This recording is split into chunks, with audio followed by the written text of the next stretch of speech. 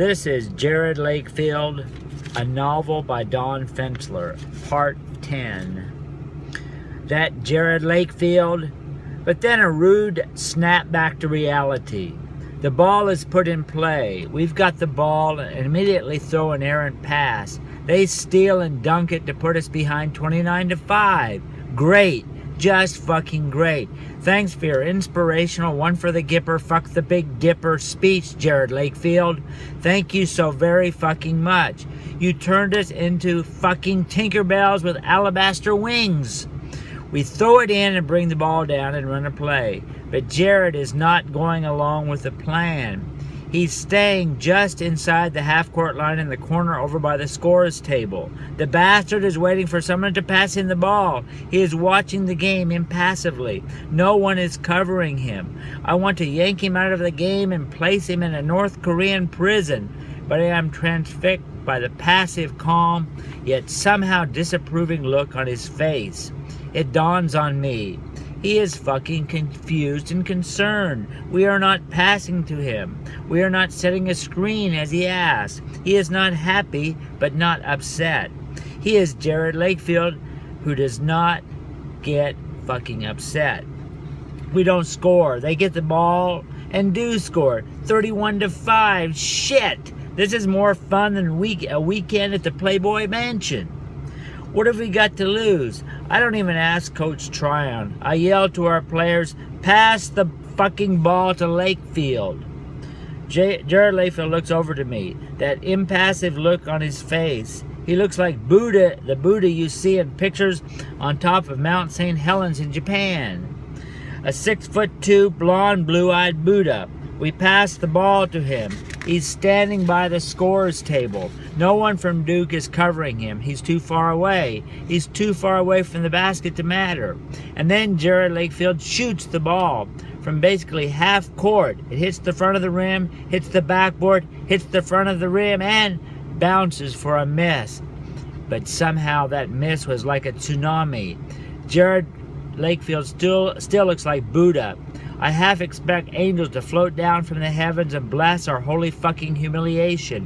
What the fuck are you doing, Jerod Lakefield? The Duke center gets the rebound, passes up court. Jerod is on him like a shark going after a meaty swimmer. Jerod Lakefield does this goofy shoulder dip to the left, which the Duke guy with the ball falls for, hook, line, and fucking sinker, and tries to go to Jerod's right. Then Jerod does this fucking incredible thing. How, I know not. Jerod Lakefield swooshes back to his right and under the Duke player and knocks the ball away, grabs it, and begins dribbling and heading towards the basket for an easy layup. But wait, please fucking wait and place your buttocks in your seat. He could have taken it all the way in for an easy layup, but no, he doesn't do that. There was no one in front of him after he stole the ball, just the guy who stole the ball, trailing him by a few feet. Both are going at full speed towards the basket, but Jerod Lakefield had the lead. There was no stopping the layup. But Jerod Lakefield does not shoot a layup. He pulls up just outside the three-point line to the right of the key and shoots. What the fuck are you doing, you insane bastard, I yell. The ball is like an assault rifle bullet towards the basket. No arc at all. Swoosh! It goes through the heart of the basket, a perfect bullseye, like a fucking hot AKB-48 missile through the heart of butter and Mother Russia. My God, the arena was as silent as a church at midnight. The Duke players were bug-eyed as bugs, mouth agape. Then the Duke guy laughs awkwardly among the Duke guys laugh awkwardly among themselves. It was a very fucking creepy, awkward laugh. Then I noticed I had the same very fucking creepy, awkward laugh. But it's not over. Duke is trying to pass it in, but Jerod is all over the Duke dude behind the out-of-bounds line. He is waving his arms. He is like a madman, but the eyes are still so passive. Fucking Dalai Lama leading the march on Montgomery. Jerod Lakefield is pressing. We do not have a fucking press. What is he doing? I repeat, we do not have a fucking press. We do not even have a fucking defense, much less a fucking press. The Duke player is getting desperate.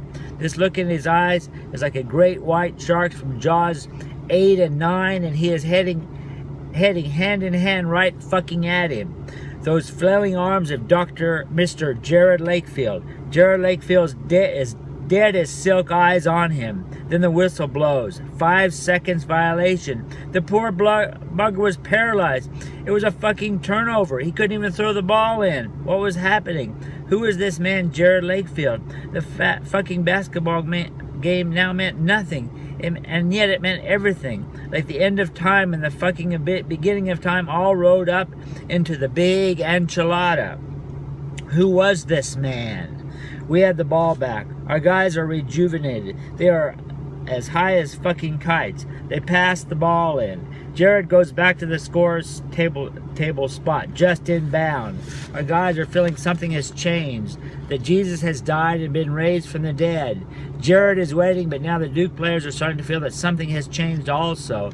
A man is keeping an eye on Jerod from a few feet away, but we get the ball to Jerod. Jerod holds it for a few minutes. He eyes Billy Walsh, our point guard, cocks his head, signaling Billy Walsh to set the screen, Billy Walsh runs over there and sets the worst fucking screen I've ever seen in my life on the Duke defender, even though the defender is not that close. And some fucking way it works. It works perfectly fucking peachy. Jerod Lakefield curls around Billy Walsh and the defender to the right and shoots from 27 feet. Swish, bullseye, another fucking firing missile from the heavens. We have scored 6 points in a row, and we are not done. Jerod Lakefield is all over the court, now in a frenzy, the frenzy. Wherever the ball goes, he goes. He is so fast, he is so powerful. He has this aura. The opponent, the mighty Duke Blue Devils, do not want to have the fucking ball anymore. And the Duke person with the ball, no way in hell wants the ball. When Jerod is covering him, no matter who it is, he wants to get rid of it. It's like a fucking hot potato at your baby cousin's birthday party. The Duke player just wants to get rid of it. Get rid of the damn fucking ball, whoever it is, and Lord in heaven, and the devil behind me. Get this man, this fiery beast incarnate, this Jerod Lakefield, whoever he is. Get him fucking away from me. In their haste to remove the beast, they throw the ball away. They do not score. They throw the ball away again and throw it to our players. They throw it fucking out of bounds. They throw it at the cheerleaders. They throw it at the scorekeeper. They throw fucking perfect chest passes into the chest of the fucking ref. No one on Duke wants the ball anymore, because to have the ball is to experience the frenzy, the terror, the helplessness, free from the helplessness. This is all so fucking new. Jerod cannot miss. He has hit 7 out of 7 from the three-point line. The score has gone from us trailing 24-5 to being behind only 39-30 at halftime.